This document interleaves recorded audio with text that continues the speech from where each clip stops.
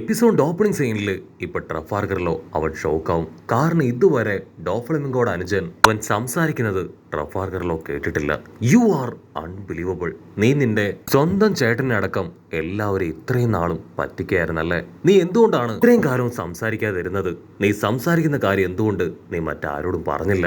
അവനാണെങ്കിൽ ക്യാഷ്വലായിട്ട് പറയും, ഞാൻ സംസാരിക്കില്ല എന്ന് ആരോടും പറഞ്ഞിട്ടില്ല.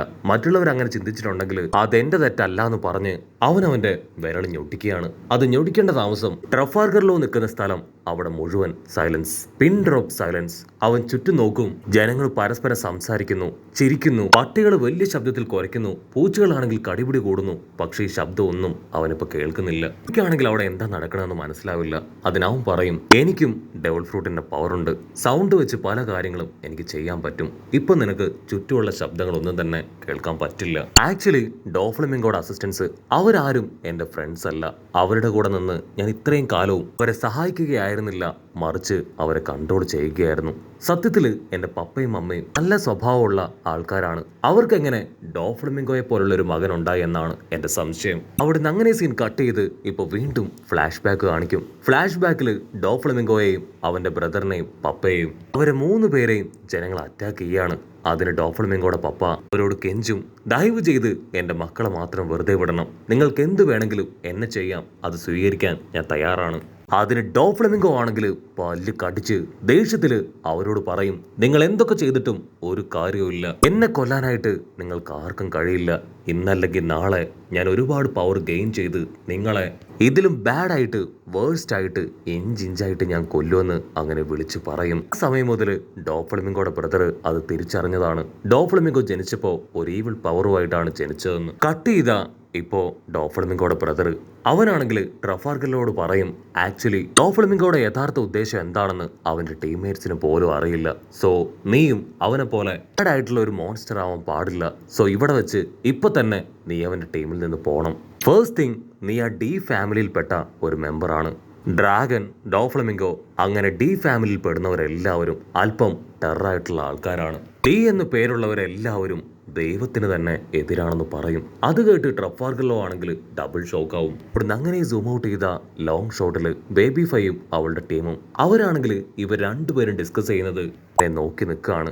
ഡോഫ്ലമിംഗോയുടെ ബ്രദർ ആണെങ്കിൽ ഓൾറെഡി ആ സൈലന്റ് വാൾ ക്രിയേറ്റ് ചെയ്തുകൊണ്ട് തന്നെ ഒരു പരസ്പരം പറയുന്നത് എന്താണെന്ന് അവർക്ക് മനസ്സിലാക്കാനായിട്ട് പറ്റില്ല.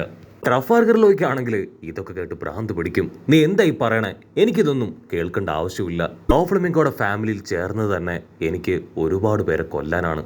ആരും ഇവിടെ ജീവിച്ചിരിക്കാൻ പാടില്ല. എന്റെ കൺമുൻപിൽ ഒരുപാട് പേര് എന്റെ കൈകൊണ്ട് മരിച്ചു വീഴുന്നത് എനിക്ക് കാണണം. ഡോഫ്ലമിംഗോയുടെ ബ്രദർ ആണെങ്കിൽ അവനെ പറ്റുന്നത് പോലെ കൺവിൻസ് ചെയ്യും, ദയവ് ചെയ്ത് നീ ഇവിടുന്ന് രക്ഷപ്പെട്ടു പോ. എന്റെ ഈ അസുഖം അത് ക്യൂറാക്കാൻ പറ്റുമെന്ന് പറഞ്ഞ് അവനെ സമാധാനിപ്പിക്കാൻ ശ്രമിക്കും.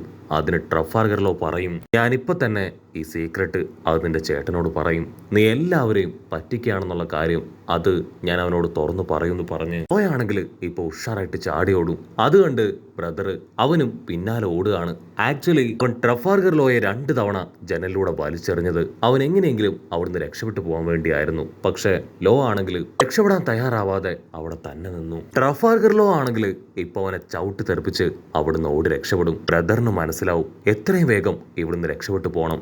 ഈ സീക്രട്ട് അത് ഡോഫ്ലമിംഗോ അറിഞ്ഞ അവൻ എന്നെ കൊല്ലും. അങ്ങനെ അവൻ കാര്യമായിട്ട് അവിടുന്ന് രക്ഷപ്പെട്ടു പോകാൻ ശ്രമിക്കുമ്പോഴായിരിക്കും സാക്ഷാൽ ഡോഫ്ലമിംഗോ അവന്റെ മുൻപിലേക്ക് വരിക. ഡോഫ്ലമിംഗോയെ കണ്ട് ബ്രദർ അങ്ങനെ പേടിച്ച് നിൽക്കുകയാണ്.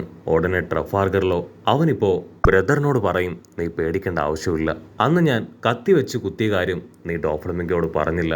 അതുപോലെ തന്നെ ഈ സീക്രട്ട് അത് ഞാനും ഡോഫ്ലമിംഗോയോട് പറയില്ല എന്ന് പറഞ്ഞ് അവനിപ്പോ സ്റ്റെപ്പ് കയറി മുകളിലേക്ക് പോവും. അവിടുന്ന് അങ്ങനെ ബ്ലാക്ക് ഔട്ട് ചെയ്ത ഇപ്പൊ ഡോഫ്ലമിംഗോയുടെ അസിസ്റ്റന്റ് അവനൊരു ലെറ്റർ കൊടുക്കുകയാണ്. അവൻ ആ ലെറ്റർ വായിക്കും. ആ ലെറ്റർ എഴുതിയത് മറ്റാരുമല്ല, അവന്റെ ബ്രദർ. ഞാൻ ട്രഫാർഗറിലോയെ ക്യൂർ ചെയ്യാൻ ഇവിടുന്ന് കൊണ്ടുപോവുകയാണ് എന്നായിരിക്കും അവൻ ആ ലെറ്ററിൽ എഴുതിയിട്ടുണ്ടാവുക. കട്ട് ചെയ്ത ഒരു ചെറിയ ബോട്ടിൽ ആ ബ്രദർ ട്രഫാർഗറിലോയും തട്ടിക്കൊണ്ട് അങ്ങനെ പോയിക്കൊണ്ടിരിക്കുകയാണ്. ട്രഫാർഗറിലോ ആണെങ്കിൽ എന്നെ അഴിച്ചുവിട് എന്ന് പറഞ്ഞ് നിലവിളിച്ചുകൊണ്ടേയിരിക്കുകയാണ്. അല്പം കഴിയുമ്പോൾ ബ്രദർ അവനാണെങ്കിൽ ഡയറക്റ്റ് ആയിട്ട് ഇപ്പൊ സെൻഗോക്കോയെ കോണ്ടാക്ട് ചെയ്യുകയാണ്. ഞാനൊരു പേഴ്സണൽ ആവശ്യമായിട്ട് ബന്ധപ്പെട്ട് ഒന്ന് അത്യാവശ്യമായി എന്റെ മിഷനിൽ നിന്നും ബ്രേക്ക് എടുക്കുകയാണ്. ട്രഫാർഗറിലോയ്ക്ക് ട്രീറ്റ്മെന്റ് കൊടുക്കണം. ട്രഫാർഗറിലോയും അവന്റെ ഫാമിലിയിലുള്ള ബാക്കിയുള്ളവരൊന്നും തന്നെ ഡോഫ്ലമിംഗോയെ വിട്ടുപോകാൻ തയ്യാറാവുന്നില്ല. ഡോഫ്ലമിംഗോയുടെ ടീം അത് കൂടുതൽ വേഴ്സ്റ്റ് ആവുകയാണ്. സെൻഗോക്കു ആണെങ്കിൽ സ്ട്രെയിറ്റ് പറയും, ഓക്കെ കുഴപ്പമില്ല, ഈ മിഷൻ അത് ഞാൻ നിന്നെ ഏൽപ്പിക്കുകയാണ്. എത്ര കഷ്ടപ്പെട്ടിട്ടാണെങ്കിലും നീ ഈ പ്രശ്നം അത് സോൾവ് ചെയ്യണമെന്ന് പറയും. അതിന് ബ്രദറും ഓക്കെ പറഞ്ഞ് കോൾ കട്ട് ചെയ്യും. ബ്രദർ ആണെങ്കിൽ ഇപ്പോൾ അവിടെ ഉണ്ടായിരുന്ന ഒരു ബോക്സ് തുറന്ന് ഒരു കാര്യം ട്രഫാൽഗർ ലോയെ കാണിച്ചു കൊടുക്കും. അപ്പോഴായിരിക്കും ട്രഫാൽഗർ ലോ ആ സത്യം മനസ്സിലാക്കുക. ഡോഫ്ലമിംഗോയുടെ ബ്രദർ അവൻ മറ്റാരുമല്ല, നേവിയിലെ ഒരു വലിയ കമാൻഡറാണ്. ലോ ആണെങ്കിൽ ടെൻഷനാവും. സത്യം പറയ്, നീ ആരോടെ ഇപ്പൊ സംസാരിച്ച്? ആ ബോക്സിലെ പേപ്പർ അത് ഞാൻ ശ്രദ്ധിച്ചു. നീ ഒരു നേവി കമാൻഡർ അല്ലേ? ഉടനെ കാര്യം വഷളാവുന്നു മനസ്സിലാക്കിയ നമ്മുടെ ബ്രദർ അവനിപ്പോ നൈസായിട്ട് ഒരു ഓസ്കാർ ആക്ടിംഗ് ഒക്കെ കൊടുത്തു പറയും, അയ്യോ ഇല്ല, ഞാൻ നേവി കമാൻഡർ ഒന്നും അല്ല, എനിക്ക് നേവിയായിട്ട് യാതൊരു ബന്ധവും ഇല്ല. ട്രഫാൽഗർ ലോയ്ക്കാണെങ്കിൽ അത് കേൾക്കുമ്പോൾ തന്നെ മനസ്സിലാവും അവൻ പറയുന്നത് പച്ചക്കള്ളമാണ്. ബ്രദർ ആണെങ്കിൽ ഇപ്പോൾ ഒരുപാട് ഫേമസ് ഹോസ്പിറ്റലിന്റെ ലിസ്റ്റ് കയ്യിലെടുക്കും. അതിനുശേഷം ട്രഫാൽഗർ ലോയും കൂട്ടി ഓരോ ഹോസ്പിറ്റലായിട്ട് പോവാണ്. ആദ്യം തന്നെ ഏറ്റവും ഫേമസ് ആയിട്ടുള്ള വലിയൊരു ഹോസ്പിറ്റലിലേക്കായിരിക്കും അവനെ കൊണ്ടുവരിക. ആ വലിയ ഹോസ്പിറ്റലിലെ ഡോക്ടേഴ്സ് അവരാണെങ്കിൽ ഇപ്പൊ ട്രഫാൽഗർ ലോയെ കാണേണ്ട താമസം. ഓ മൈ ഗോഡ്, ഇവൻ ആ വൈറ്റ് സിറ്റിയിലെ പയ്യനല്ലേ? ഈ ഡിസീസ് ഇത് സ്പ്രെഡ് ആവുന്നതാണ്, ദയവ് ചെയ്ത് ഇവനെ ഇവിടുന്ന് കൂട്ടിക്കൊണ്ടു പോകും. ട്രഫാൽഗർ ലോയ്ക്കാണെങ്കിൽ അത് കേട്ട് ഒരുപാട് വിഷമാവും. അവൻ ഒരുപാട് സങ്കടത്തിൽ അവിടുന്ന് ഇറങ്ങി പുറത്തേക്ക് പോവാണ്. ലോയെ കണ്ട് അവിടെയുള്ള ഡ്യൂട്ടി നഴ്സുമാരും ജനങ്ങളും എല്ലാവരും പേടിച്ച് നിലവിളിക്കുകയാണ്. അത് കണ്ട് കൺട്രോൾ പോയ നമ്മുടെ ബ്രദർ ആളാണെങ്കിൽ ആ ഹോസ്പിറ്റലിൽ തന്നെ തീ വെച്ച് അവിടുന്ന് പുറത്തേക്ക് വരും. ട്രഫാൽഗർ ലോ, നീ ദയവ് ചെയ്ത് എന്നോട് ക്ഷമിക്കണം, ഇങ്ങനെയൊന്നും ഉണ്ടാവുമെന്ന് ഞാൻ കരുതിയില്ല. പക്ഷേ എന്റെ പ്രതീക്ഷ അത് നഷ്ടപ്പെട്ടിട്ടില്ല. ഇതല്ലെങ്കിൽ ഇതിലും വലിയൊരു ഹോസ്പിറ്റലിൽ നിന്നെ ഞാൻ കൊണ്ടുപോകും. അവിടെ വെച്ച് ഞാനിത് ക്യൂർ ചെയ്യും. ട്രഫാൽഗർ ലോ ആണെങ്കിൽ ആളുടെ കാല് പിടിച്ച് പറയും, ദയവ് ചെയ്ത് എന്നെ വെറുതെ വിട്, എനിക്കിനി ഒരു ഹോസ്പിറ്റലിലും പോകണ്ട. പക്ഷെ നമ്മുടെ ബ്രോ അവനാണെങ്കിൽ അതൊന്നും കേൾക്കാതെ ഓരോ ഹോസ്പിറ്റലിൽ അവനുമായിട്ട് കയറി ഇറങ്ങും. ഓരോ ഹോസ്പിറ്റലിൽ കയറി ഇറങ്ങുമ്പോഴും അവിടെയുള്ള ഡോക്ടേഴ്സ് അവരെല്ലാവരും ട്രഫാൽഗർ ലോയെ കണ്ട് പേടിച്ച് ഓടുകയാണ്. ആരൊക്കെ ട്രഫാൽഗർ ലോയെ കണ്ട് പേടിക്കുന്നോ അവരെ എല്ലാവരെയും നമ്മുടെ ബ്രദർ അവൻ തല്ലി കൊല്ലുകയാണ്. ഇങ്ങനെ നമ്മുടെ ആൾക്കാർ ഓരോ ഹോസ്പിറ്റലിൽ കയറി ഇറങ്ങുന്നത് അറിഞ്ഞ് ഹോസ്പിറ്റൽസ് എല്ലാവരും ഇപ്പോൾ ഹൈ സെക്യൂരിറ്റീസ് അവരുടെ ഹോസ്പിറ്റലിന് കൊടുക്കും. പക്ഷെ ബ്രോ ആണെങ്കിൽ ആളുടെ പ്രതീക്ഷ നഷ്ടപ്പെടാതെ ട്രഫാൽഗർ ലോയുമായിട്ട് ഓരോ സ്ഥലത്തേക്ക് നടന്നു നീങ്ങും. എനിക്ക് 100% വിശ്വാസമുണ്ട്, തീർച്ചയായിട്ടും നിന്നെ ക്യൂർ ചെയ്യാൻ പറ്റും. ശരിയാണ്, നിന്നെ ഈ അസുഖം പൂർണ്ണമായിട്ടും ബാധിച്ചു കഴിഞ്ഞു. പക്ഷേ എൻ്റെ മുൻപിലെ ആ ഹോപ്പ് അത് ഇതുവരെ നഷ്ടപ്പെട്ടിട്ടില്ല. അങ്ങനെ ഒന്നല്ല രണ്ടല്ല മൂന്നല്ല നീണ്ട 6 മാസക്കാലം ട്രഫാൽഗർ ലോയുമായിട്ട് അവൻ അലഞ്ഞു നടന്നിട്ടും എവിടെയും അതിനൊരു ക്യൂർ അവന് കണ്ടെത്താൻ കഴിഞ്ഞില്ല. ഒരുപാട് വിഷമത്തില് അവൻ വെള്ളമൊക്കെ അടിച്ച് ഇപ്പൊ ട്രഫാൽഗർ ലോയുടെ അടുത്തേക്ക് വരും. ട്രഫാൽഗർ ലോയുടെ ദയനീയ അവസ്ഥ കാണുമ്പോൾ അവന് ഒരുപാട് വിഷമം തോന്നുകയാണ്. ഇല്ല, നിന്നെ ഒരിക്കലും മരണത്തിന് വിട്ടുകൊടുക്കാൻ എന്നെ കൊണ്ടാവില്ല എന്ന് പറഞ്ഞ് അവനെ ചേർത്ത് പിടിക്കും.